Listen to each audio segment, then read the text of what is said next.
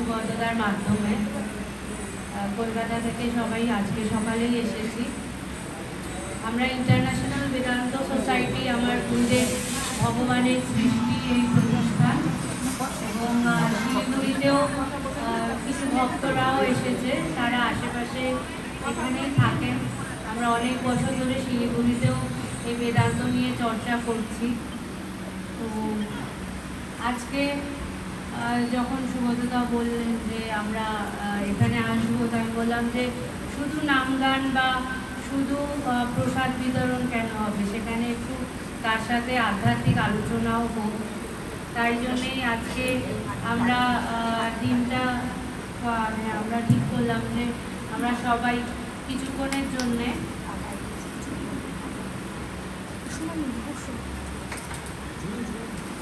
আমি এখানটা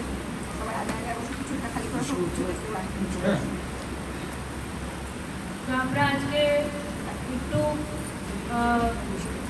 সবাই তো এই, তুমি আমার পাশে বসেছো কিন্তু চুপ করে বসতে হবে, চুপ করে বসাটা হচ্ছে সবচেয়ে কঠিন কাজ। আমরা সব কাজ করতে পারি, সব কাজ সহজে হয়, কিন্তু আমরা কিছুতেই চুপ করে বসতে পারি না।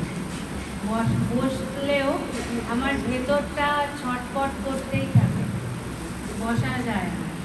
তাই আমরা যে বেদান্তের চর্চা করি, বেদান্তের মূল কথা হচ্ছে, যেটা আমি সুগতদার থেকেও শুনেছি, দাদাবন্ধ যে আধ্যাত্মিক চর্চা করতেন, মানে সেই আধ্যাত্মিকতার মূল কথাই হচ্ছে আমার ভেতরে ঈশ্বর আছে এবং সেই তাকে উপলব্ধি করা যায়। আসো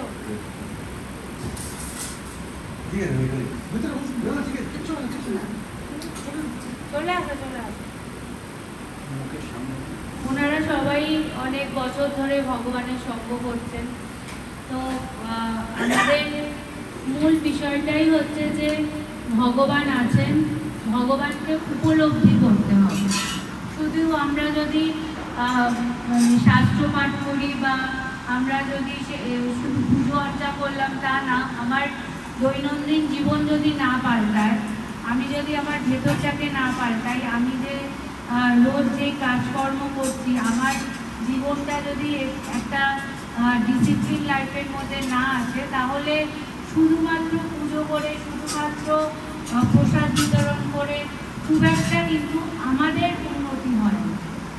আমরা প্রত্যেকে যখন যেমনভাবে আমি পাল্টাবো, তেমনভাবে আমার পারিপার্শ্বিক সব কিছু পাল্টাবে। তাই এখানে ভগবান আমাদেরকে শিখিয়েছেন যে আগে সবার প্রথম নিজেকে পাল্টাও। আমরা কি করে নিজের ভেতরটাকে পাল্টাতে পারি, সেখানে কালকে আমরা যখন ট্রেনে সবাই আসছিলাম, আমরা অনেক রাতে, আমি সুমনাদি বেদপ্রাণা মাতাজি, আমরা আলোচনা করছিলাম, অনেক রাত ধরে ঘুম আসছিল না। তো ওখান থেকে একটু ভাবছি তোমাদেরকে বলি যে আমার কথা আমরা আলোচনা করছিলাম, খুব ভালো লাগছিল যে আমরা যেটা সবার ভেতরে এখন যেটা যে জায়গায় সমাজ এসেছে, সেটা হচ্ছে একাকিত্বতা। যে সবার কিন্তু সবাই আছে, অনেক মানুষ আছে, কিন্তু তার মধ্যে থেকেও প্রত্যেকটা মানুষ কোথাও না কোথাও একাকিত্বতায় ভোগে, যে আমি একা। এখন প্রশ্ন হচ্ছে, একা থাকতে কিন্তু ভালো লাগে। এখন একা থাকতে ভালো লাগে না, মানে একা থাকতে ভালো লাগছে না, আমার মনকে প্রশ্ন করতে হবে, এই একা থাকাটাকে আমি কিভাবে নেব? যখন একা থাকাটাকে আমার মনের মধ্যে কষ্ট হয় যে দূর বাবা ভালো লাগছে না, কারোর সাথে কথা বলতে ভালো লাগছে না, আমি একা থাকি, কারোর সাথে মিশতে ভালো লাগছে না, সবাই আমার থেকে, আমি একা একা ঘরের মধ্যে থাকি, এটাই ভালো, এটা ভালো লাগছে না, যে সেটা কিন্তু উন্নতির লক্ষণ না, সেটা অবসাদের লক্ষণ। যে একা থাকতে থাকতে আমার মনের অবস্থাটা এমন হয়ে গেছে যে আমার ভালো লাগছে না, সেটা আমার ভালো লাগে, যে আমি ওইভাবেই থাকবো। অনেকেই আছে যে সারাদিন শুয়ে বসে একা একা ঘরের মধ্যে কাটিয়ে দিচ্ছে, মানুষের সাথে মিশতে পারছে না, মানুষের সাথে কথা বলতে পারছে না, অথচ পরিবারে অনেক মানুষ আছে, আমরা 5টা মানুষ যদি বসে থাকি, 5টা মানুষের হাতেই একটা করে মোবাইল, আমরা 5 জন হাতে 5টা মোবাইল নিয়ে একসাথে বসে আছি। দূরে দূরে মানুষের সাথে আমার যোগাযোগ হচ্ছে, কিন্তু আমার পরিবারেরই মা বাবা, তারা হয়তো কোনার ঘরে একা একা পড়ে আছে, কিন্তু তাদের কাছে গিয়ে একটু ভালোবেসে তাদের খোঁজ খবর নেওয়ার মতো আমার সময় নেই। তো এই যে আমাদের সমাজের এখন যে অবস্থাটা হয়েছে, এখানে কিন্তু পাল্টাতে গেলে আমাকে নিজেকেই আগে পাল্টাতে হবে। আমরা অন্যকে আগে পাল্টাতে চাই, কিন্তু আমি যদি না পাল্টাই, আমার আশেপাশের মানুষগুলো কিন্তু পাল্টাবে না। সেই ক্ষেত্রে বলছে যে যখন তোমার ঈশ্বর প্রেম ঠিক ঠিক হবে, তুমি বাংলা বলুন তো, যখন বলছে যে ঈশ্বর প্রেম ঠিক ঠিক হবে, তখন একা থাকতে ভালো লাগে। তখনই বোঝা যাবে যে না, আমার ঈশ্বরের প্রতি প্রেম হয়েছে, ঈশ্বরকে আমি ভালোবাসতে শিখেছি। এই যে এখানে যে কৃষ্ণের মতো রাধা কৃষ্ণের যে মূর্তি আছে, তারা একে অপরকে এমনভাবেই ভালোবাসতেন যে তারা কিন্তু একসাথে থাকতেন না। তাদের জীবন সেই প্রেম, সেই পবিত্রতা, সেটা পুরো জগতের মতো নয়, পুরোটাই অন্যরকম। কিন্তু তারা যেখানেই থাকতেন, তারা কিন্তু একে অপরকে এমনভাবে ভালোবাসতেন, সব জায়গায় তারা একে অপরকে অনুভব করতেন। ওটা হচ্ছে প্রেম, ওটা হচ্ছে ভালোবাসা। যে অভাব বোধ হতো। অভাব বোধ কোথা থেকে হয়? যখন যেখানে দুই থাকে, যে আমি আছি, তুমি আছো, তুমি আমার থেকে দূরে আছো, তাই জন্যে আমার মনের মধ্যে অভাব যে আমার প্রিয় মানুষটা আমার কাছে নেই। আমি চেষ্টা করি সবসময় যে আমার প্রিয় মানুষটা আমার কাছে আসুক, আমার কাছে থাকুক, আমি তার সাথে থাকি, এটা আমরা সবসময় চেষ্টা করি। কিন্তু বলছে যে যদি আমি আমার ভেতরেই তাকে অনুভব করি, তাহলে কিন্তু আর অভাব করবে না। এই ভেতরের অভাব তখনই মিটবে যখন আমি ঈশ্বরকে আমার ভেতরে উপলব্ধি করি। এবং আমরা কিন্তু আধ্যাত্মিক জগতের শ্রেষ্ঠ জিনিস হচ্ছে ঈশ্বরকে নিজের ভেতরে উপলব্ধি করা। প্রত্যেকটা জায়গায় আমাদের একটা টার্গেট থাকা উচিত। যে আমরা যেমন একটা কেউ যদি ব্যাডমিন্টন খেলে, সে তার ভেতরে টার্গেট থাকবে যে আমি একদম মানে এমন জায়গায়, সেখানে স্টেট লেভেল বলো, আরও এশিয়ান কাপ বলো, আরও আমি অনেক বড় হব, সবচেয়ে বড় জায়গায় যাব। যে যেখানে আছে, সে ক্রিকেট হোক, ব্যাডমিন্টন হোক, ফুটবল হোক, যাই হোক, খেলার জগতে বা সিনেমার জগতে বা যে জগতেই হোক, আমি একদম শিখরে পৌঁছাবো, যে আমি এই জায়গাটা আমি বোধ করবো, আমি ওখানে পৌঁছাবো। ঠিক একইভাবে ঈশ্বরকেও আমি শুধু ভালোবেসে শুধু পুজো অবধি যদি থেকে যায়, পুজোটা হচ্ছে শুরু। যেমন একটা বাচ্চাকে পড়াশোনা শেখাতে গেলে ABCD শেখাতে হয়, হাত ধরে শেখাতে হয়, তেমনি এই পুজো দিয়ে আমরা আমাদের আধ্যাত্মিক পথটা শুরু করব। কিন্তু এর শেষ কিন্তু ওই পুজোতে দিয়েই নয়। আমি এক সময় যেমন ঠাকুর মাকে পুজো করতেন, কিন্তু পুজো করতে করতে এমন জায়গায় তিনি সবাইকে, জগৎকে দেখালেন কি যে আর পুজো করার ব্যাপার আলাদা করে নেই, কেন ঠাকুর নিজের ভেতরেই মাকে অনুভব করছে। ঠিক একইভাবে আমরাও ঈশ্বরকে ভালোবাসতে বাসতে এমন জায়গায় গিয়ে পৌঁছাবো যেখানে আমার ভেতরে আমি ঈশ্বরকে পাবো। আমাকে দেখতে হবে তো যে আমি একটা কাজ করছি, আমি তার বদলে কি পাচ্ছি। যেমন আমাকে সুব্রতদা বললো এখানে সেবা হবে, এখানে সবাই ভক্তরা আসবে, তাদেরকে সেবা করা হবে। আমি বললাম যে আমি গিয়ে তো শুধু খাবো না, আমাকে আমার গুরুদেব শিখিয়েছে যে কর্মের বিনিময়ে অন্ন গ্রহণ করতে হবে।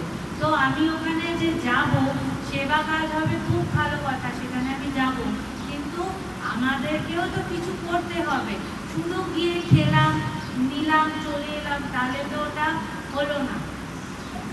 ওটাই বলছে যে আমাদের কাছে যেইটুকু আছে, আমাদের কাছে এটাই আছে যে আমি আপনাদেরকে ভগবানের কথা শোনাবো। আমার গুরুদেব তিনি গত বছর দেহ রেখেছেন, তার সান্নিধ্যে এসে আমরা আমাদের ভেতরটা পাল্টে গেছে। সুবর্ণদাও গেছেন অনেকবার ভগবানের কাছে। এই মানে আমাদের কোনো কঠিন সাধ্য সাধনা করতে হয়নি, আমরা চুপচাপ তার পায়ের তলায় বসে থাকতাম। কোন ফাঁকে যেন মনটা পরিবর্তন হয়। এই মনটা পরিবর্তন করা কিন্তু এত সহজ না।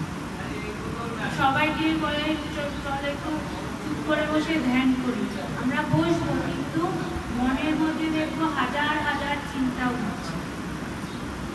মনকে চুপ করা, যেটা তখন বলছিলাম যে মনকে চুপ করা কিন্তু এত সহজ না। সেইখানে বলছে যে তার মধ্যে এতটাই শক্তি ছিল, যেমন ভগবান বলতেন যে এক একজন ছিপ দিয়ে মাছ ধরে, আর কেউ কেউ জাল ফেলে মাছ ধরে। ছিপ দিয়ে একটা একটা মাছ ওঠে, আর যখন জাল ফেলে তখন একসাথে অনেক মাছ ওঠে। তো ভগবান যখন, ভগবানের সামনে আমরা যখন বসতাম, তখন আমরা তার কথা শুনতে শুনতে ওই যে মাছ ধরার মতো কোন ফাঁকে যেন আমাদের ভেতরের বিষয়গুলো সরে যেত।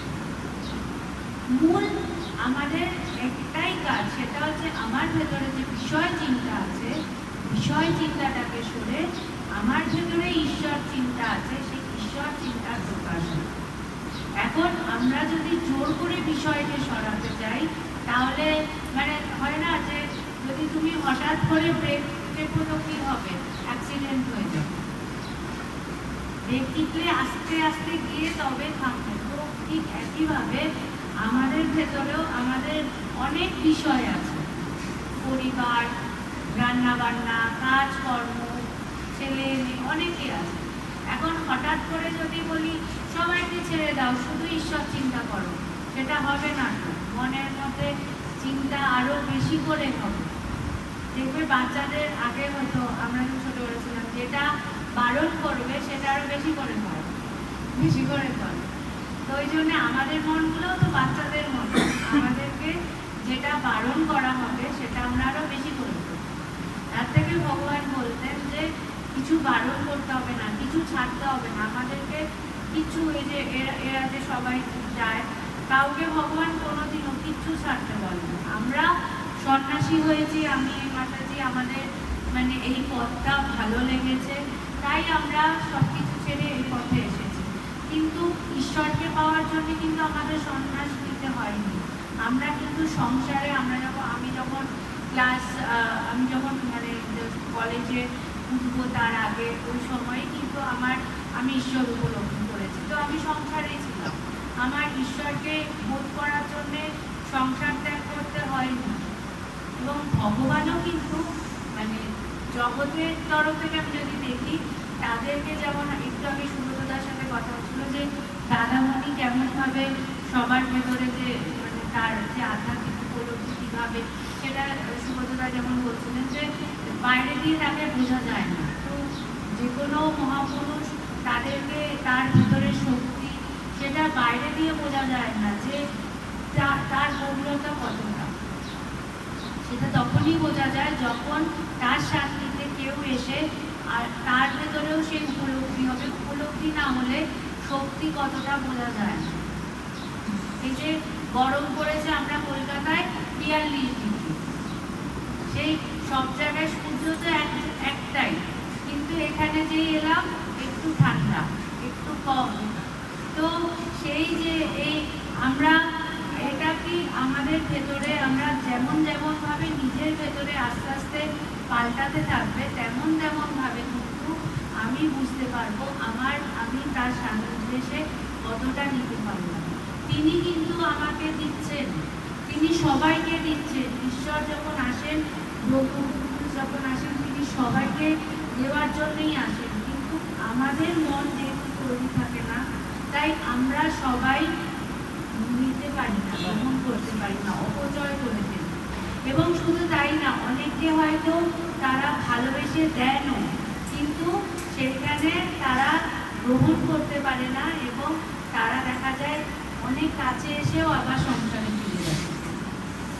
এরকম